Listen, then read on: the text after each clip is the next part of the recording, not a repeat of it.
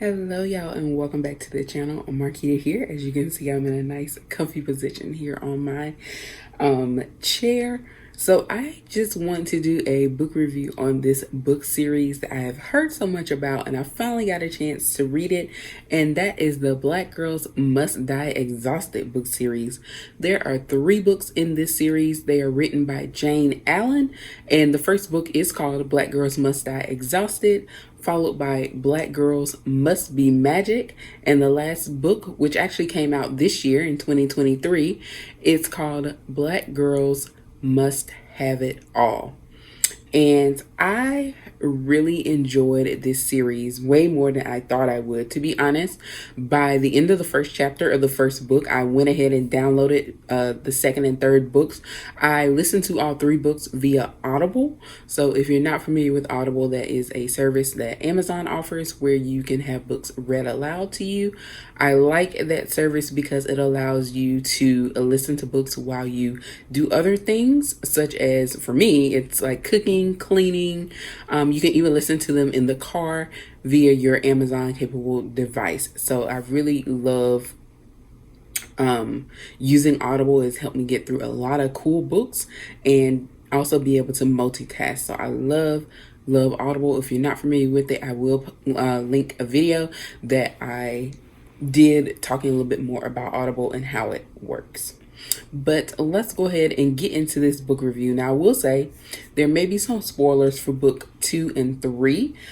For book 1, I'm not going to really talk about any spoilers. So if you haven't read any of the books, especially book 1, you don't have to worry about any spoilers there. But for 2 and 3, it might be a little bit because the books do flow very well and they literally continue and pick up from where the previous book left off. So I kind of have to talk about some of the things that unfold throughout the book as we get into the other books. So if you haven't read 2 and 3 and you don't want to know absolutely anything about what's going to happen, then you may want to pause the video or stop the video after I talk about book 1.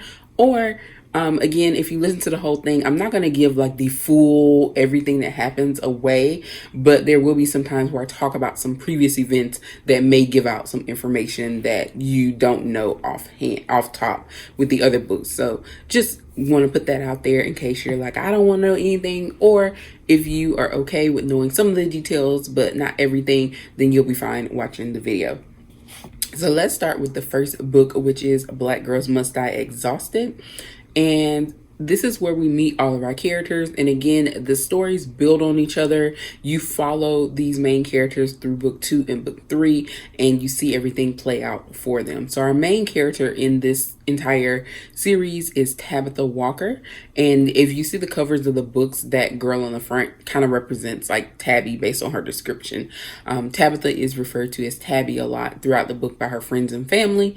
And she is named for her grandmother, who carries the same name of Tabitha. So sometimes people will call her, specifically her grandmother, they would say like Tabby 2, because Tabitha 1, of course, would be like her grandmother, and then she'd be like Tabby 2 because she's named after her grandmother. So Tabitha Walker is a 33-year-old Black woman who seems to have everything on track with her life. She's educated. She's in the career of her dreams. She is dating a guy who is what we call paper perfect, meaning that on paper he looks like the perfect guy. He's well educated, he has a good job, and he's making a really good money. So he's doing well in his career, and he's marriage material. And then she has finally saved up enough money to buy a house, put down a down payment on her house. So it looks like Tabitha's life is going smooth. Things are on track. The goals that she set for herself, she is accomplishing. She's hitting those life milestones that she's wanting.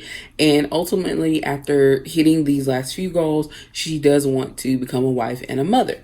So nothing super, out of the ordinary. I think it's a standard American dream type life, and she's living it. That is until she goes to a routine doctor's appointment. So ladies, that good old annual OBGYN visit where we get poked and prodded, get some blood drawn, whatnot, make sure everything's good to go. Well, the results from this appointment reveal that there is an issue regarding Tabitha's fertility. And so essentially she realizes that her time for conceiving naturally is very, very short. She has a very short window left to do that. Her other option is to freeze her eggs if she wants to consider, having a child later on down the line, but she's still wants to have biological children, so she would need to freeze her eggs. Now, the biggest issue with this is that Tabitha, she wants children, so that's not something that was questionable, but she knows that freezing your eggs and fertility treatments in general are very costly. And unfortunately, her job does not provide coverage through her insurance for freezing eggs or any kind of fertility treatments. So Tabitha is left to make some very, what can be life-altering decisions, but she has little to no time to make them. So things like thinking about fertility, thinking about, starting a family, those are things that if people know, like if you know that you have a condition or something that may shorten your typical window for conception or fertility or whatever the case may be, or even if it's something where you're like, hey, I want to be a career woman and I probably don't even want to think about a kid until I'm like 40, which may or may not have me in a spot where conceiving naturally is a thing, then you may already plan like, hey, I'm gonna go ahead and put those eggs on ice because I, may not be in a good state when I hit that age, and I want to go ahead and preserve some things at a younger age when I'm still very viable and can have time to do that. But in Tabitha's case, she was not thinking that she would ever have to do that, and because she's still in her early 30s, still, a very young, viable, fertile age, unless you have other conditions, she wouldn't think that that's something she would have to deal with. So now she's being told like she has to make this decision between either going ahead and trying to have a baby naturally like now, or freezing her eggs. The issue with the freezing of the eggs, again, is the cost. If you know anything about fertility treatments, freezing eggs, IVF, anything like that, it's not cheap, especially if you're paying for every expense out of pocket. Now, a lot of companies now have insurance that covers or provides some kind of coverage regarding, adoption, fertility, IVF, whatever the case may be. You now have some options through insurance for that, which helps to offset the cost. But if you are paying fully out of pocket, you are looking at several $1,000s. I mean, 20 to 30 or even more per round, which means that, each time that you want to do one of these procedures, you're coming up off that kind of money. And the thing about it is, you may say that's a small price to pay to have this beautiful little bundle of joy. And it is overall, but at the same time, it's not guaranteed. So the issue is, you may be spending, if you say you have to do this 2, 3 or more times till you get to that little bundle, you've spent, let's just say that each round was $20,000. 3 tries gets you at $60,000 that you have spent just trying to get the child here. And again, it's not a guarantee that it will work, not to mention just the emotional and physical toll that you have to put yourself through when you're doing that. And again, once you get that little bundle of joy, it's all worth it. But the process can be very, very demanding and draining, both, again, physically, emotionally, mentally, and obviously financially, if you don't have the means to do that right away. Which in Tabitha's case, she did have enough money, thanks to the down payment that she was saving for her house, to at least afford 1 round to be able to freeze her eggs. So she could afford the procedure to freeze her eggs. And the issue is, here we are with a sacrifice that kind of has to be made if she chooses that route. So really, she's going to end up sacrificing on either choice. So if she decides to have a baby now, then she could be sacrificing the promotion that she is up for, like literally around the corner from getting that promotion. If she decides to start having a baby, that's going to impact her employment path. And if she decides to wait, then she's going to have to sacrifice having the money for a down payment for a really nice house, because she's going to have to pay that money to pay for the fertility procedure. So either way, she's gonna it seems like she's going to have to sacrifice something somewhere. And so that leaves Tabitha thinking, like, can I still have, the life that I've dreamed of, even if I have to make a few adjustments, or is it just completely impossible now? Like, am I not going to be able to get the things that I want because now I have this curveball that's been thrown into my plan? So we also meet in the book, outside of our main character, that's Tabitha. That's our main character. This is her story. Now, the other characters that we're going to see, one being her paper perfect boyfriend, whose name is Mark, and then we'll also see her two besties, Alexis, who goes by Lexi, and Layla. And this friend group, it's kind of like any other friend group where you have a mix of everybody. So Lexi is the wife and mother of the group. So she is married, she has two little boys, and she's a realtor. So she has kind of everything. Like, she has the family, she has the house, she has the kids, and she has a career.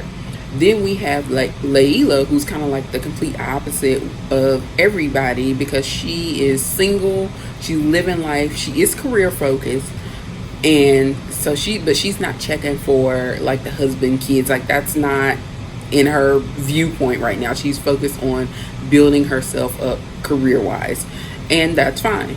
And then we have Tabitha, who's kind of like that middle ground of the two. She's working and focusing on achieving her personal goals, which would be her professional goals, which would be like getting that promotion and, making her way up. She's a news anchor.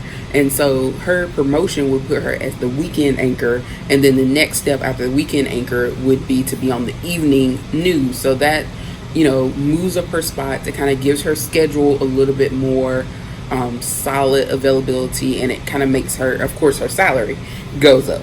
So she's on track to go to weekend anchor. That's the promotion that she's next up for and working towards. And then she also, of course, aspires to have the husband and children in the house. So she's kind of in the middle between Layla and Lexi. And that's honestly something that I just kind of really sat back and thought about as I was explaining that to you guys. Because when you look at the dynamics of each character and then look at them together as a whole, you do see all of those things. And I think that plays a role where you have that, like all friend groups are like that. You have a mixture of people. You'll have some friends who have gone on and gotten married. They may have kids. And then you may have someone else who's kind of like in that dating scene, like, that they're kind of getting to that point where they're ready to start that next step of getting to kids and family. And then you have the other person who's like, I ain't checking for none of that. I'm just out here living my best life. And so I think that's fine, and that's great, because it does give people kind of like, it helps balance people. And one of the big themes I would say in this book is balance. Whether it be in your personal and professional life, it's about balance. So as we move on, I want to say that I do understand the hype behind these books, because a lot of people, when this first book especially came out, people were raving about how good it was and how it was very much needed, especially for Black women. And I fully agree with that, and I understand why people felt so strongly about these books, because they do shed light on a lot of the things that are issues or challenges that Black women tend to face that our white counterparts may not end up facing, male or female, may end up having to deal with, both personally and professionally. When it comes to the professional thing, a couple of things that we see that stand out are dealing with having to conform and fit into a box when it comes to your professionalism, and when it comes to how you make your way up the ladder, no matter what area or career that you're in. In Tabitha's case, she's in the public eye, so she feels like she needs to check off a certain list of ways to look, and even down to her hair. And we all know that one of the biggest things with Black women is natural hair and how we wear it, how it looks, or whatnot.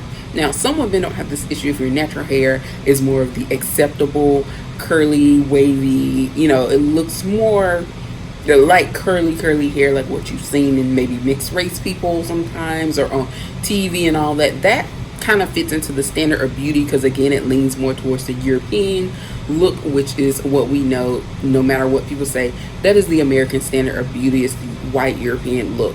Black women's features aren't necessarily considered the standard of beauty, although it's interesting because the lip fillers and the cheek implants and all of those things that a lot of white women get to look like black, like things that a lot of black women are born with naturally. It's very interesting that on a white woman who has added those things to herself, like cheek implants or gotten lip fillers, she may be considered, oh, this hot, sexy, beautiful woman. Whereas the black woman who stands there with those natural cheekbones and lips and whatnot, she's not looked at in the same light. And the same could be said about the hair.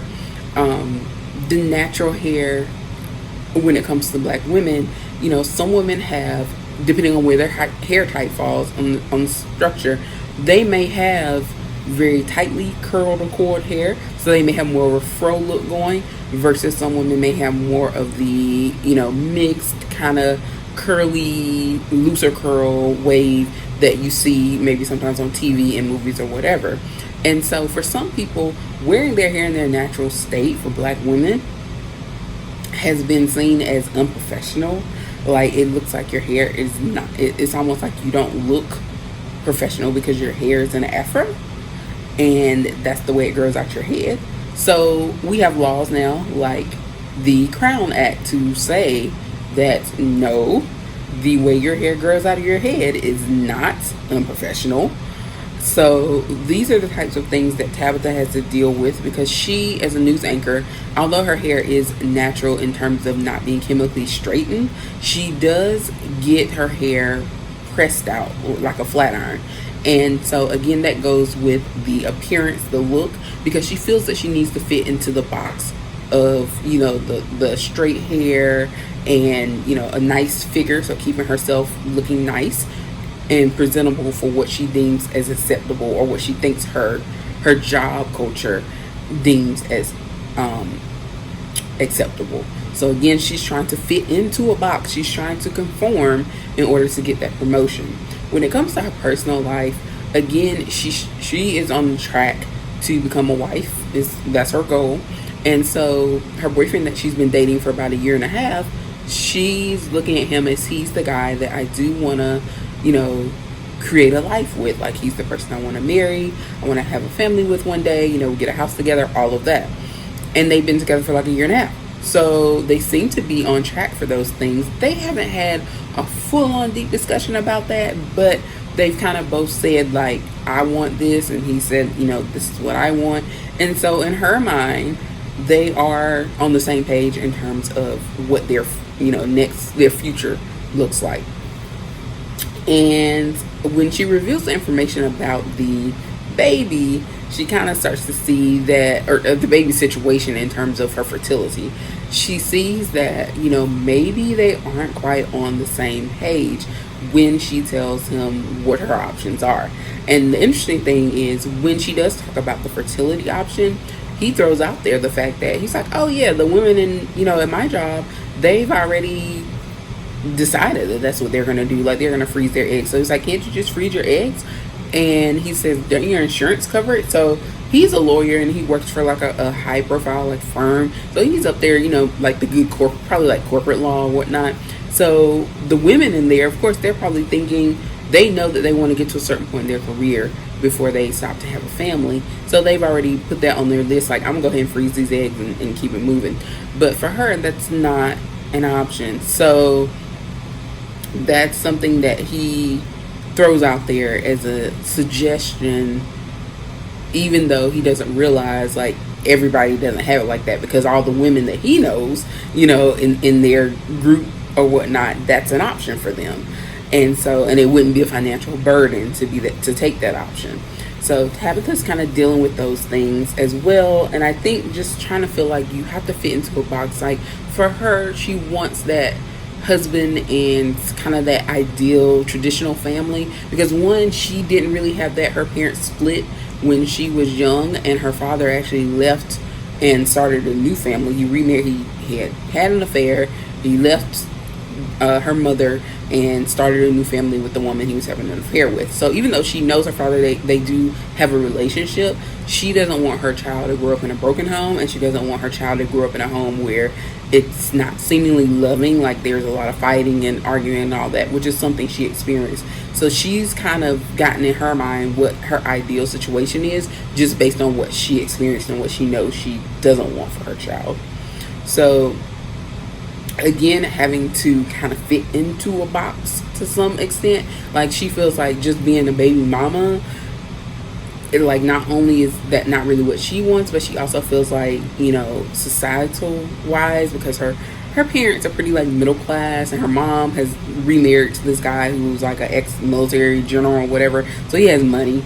And so her mom has always been this kind of like, I don't want to say stuck up, but she kind of is, but she's like that prim and proper. And so she really feels like if I kind of do the baby mama route, like my mom's going to be disappointed or whatnot, or she's going to have so much to say, like it's going to be a big deal, versus, if I go ahead and get married and do it the more traditional way, then that's kind of what is expected of me. So again, her life dreams seemingly what she wants, as we start to see as the book goes on and as we go into the other two books, we see that some of the things that Tabitha thought she wanted may or may not be based on what she truly wants versus what she thinks she should do or is expected of her. And so that's kind of what we see as book two. At the end of book one, Tabitha has come to some realizations. She's starting to examine her life. She's starting to figure out, and question and reevaluate, like, what do I want, and is it truly what I want, or is it because I think that that's what I should do or what people want me to do.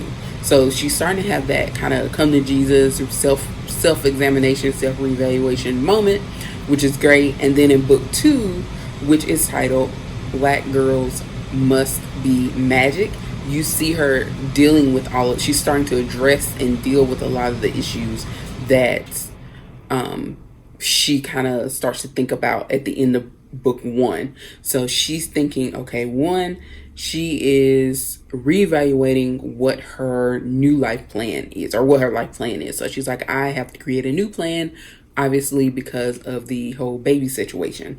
So she is now looking at, okay, what is my life going to look like if I take this path? What am I going to do? How is that going to, what is it going to impact?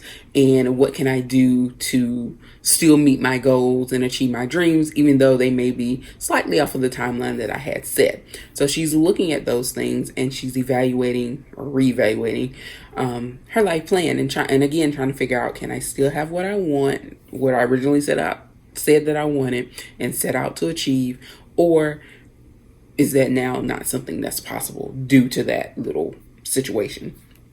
So those are the things we see unfold in book two. Is just kind of Tabitha working through and coming into her own in book two. So her battles, her starting to stand up for herself, speak up for herself, and kind of realize, like, I'm living for others versus living for myself.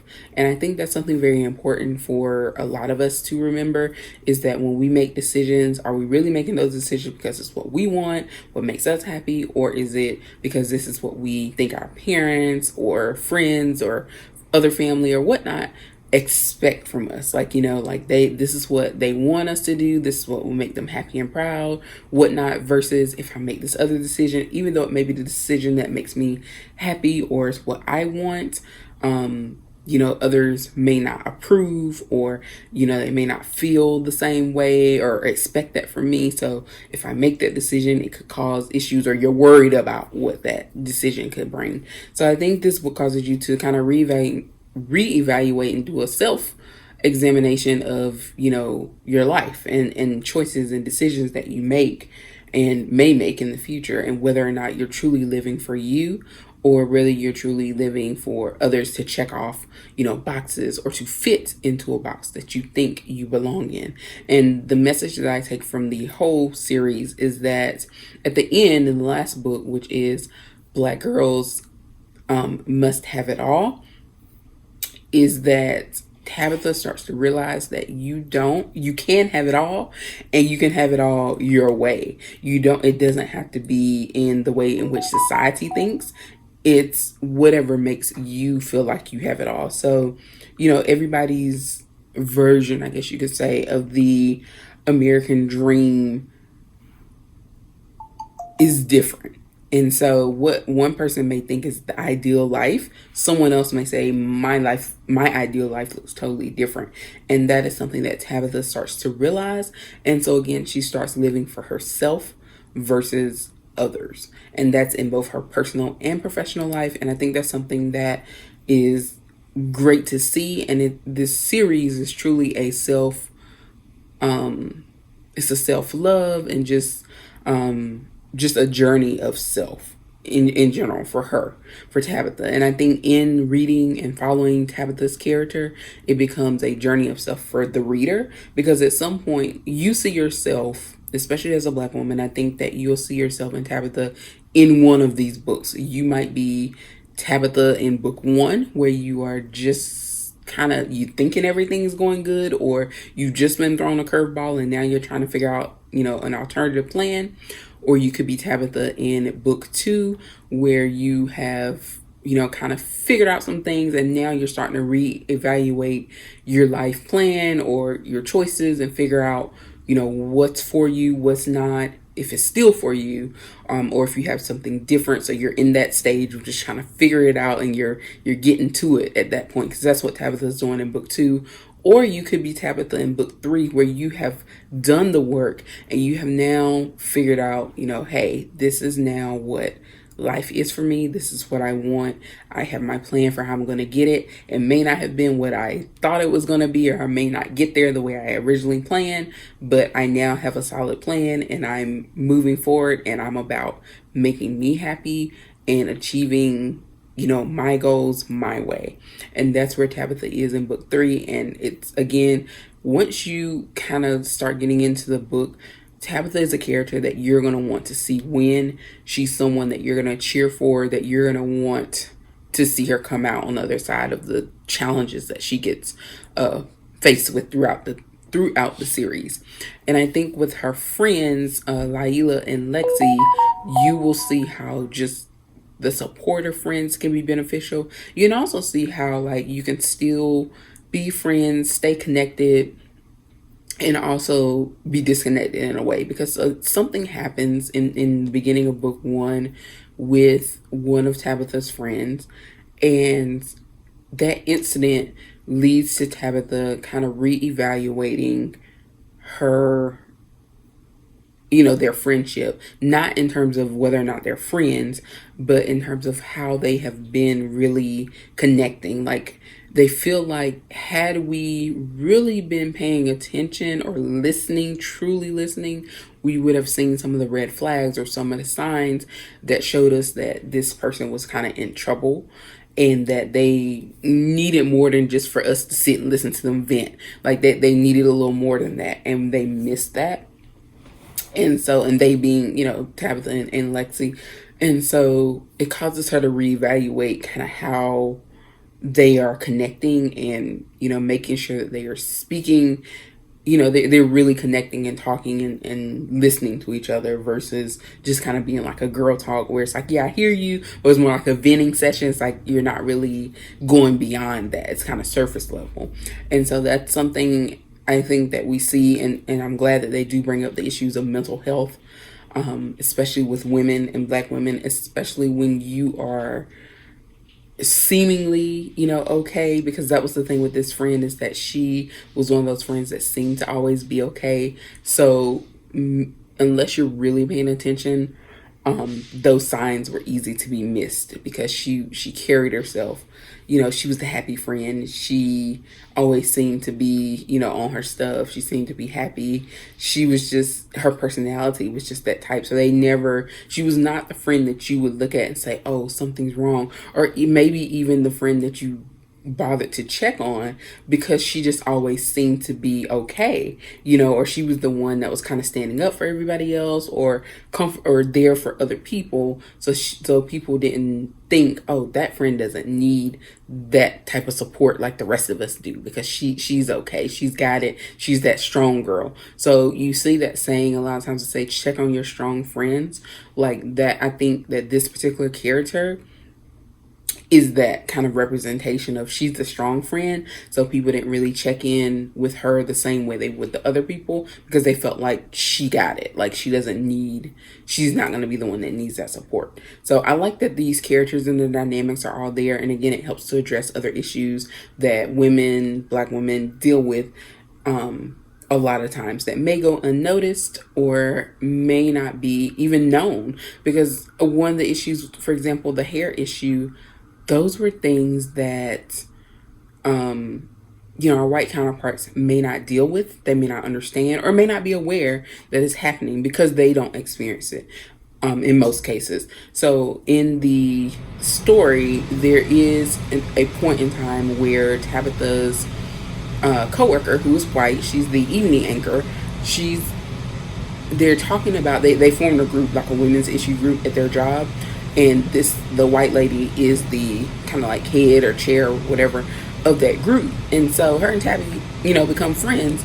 And so when Tabitha shares the situation about her, considering wearing her natural hair, like not straightened, but just like in this curly state, and how that can lead to the negativity that can come affiliated with that, the white friend is, one, she's outraged, and she's also confused, because she's like, I think your natural hair is beautiful. Like, why would anybody have a problem with that?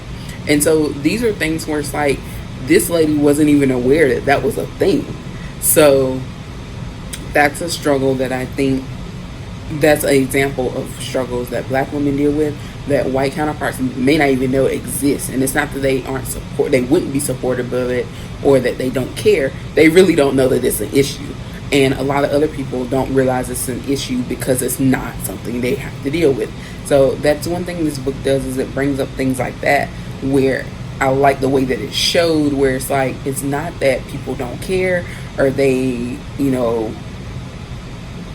they wouldn't help you, or they wouldn't stand up for you or be in your corner on that. They just don't know it's an issue to even deal with. And they don't have to deal with that issue. So that's one less thing that they have to deal with, that we have to deal with, just again, for simply existing and just for trying to be your true authentic self. And so this book encourages you to stay in that fight, that you don't have to fit in anybody's box, and that you are able to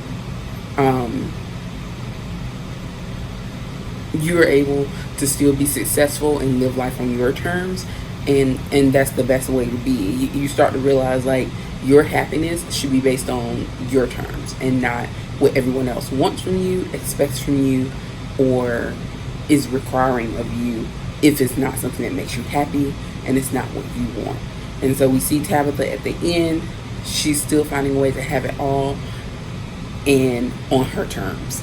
So highly recommend the first book, which is Black Girls Must Die Exhausted, and then the rest of the series, which again includes Black Girls Must Be Magic, that's book 2, and Black Girls Must Have It All, that is book 3.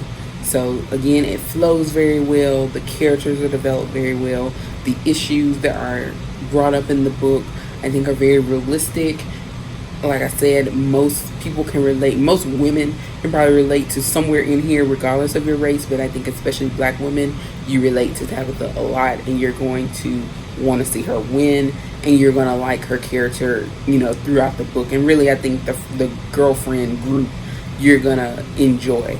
So thank you so much for watching. If you've read this series, let me know down in the comments. Like I said, it's not new. The last book did just drop this year, but the other 2 have been out for a few years. So if you've read at least book 1, drop something about that. I would definitely recommend 2 and 3 as well. And let me know. Or if you read it and didn't, feel a connection or didn't like it, let me know about that as well in the comments. So thanks so much for watching. Please be sure to like and subscribe. The likes really do help the channel, as well as subscribing. And I will see you next time.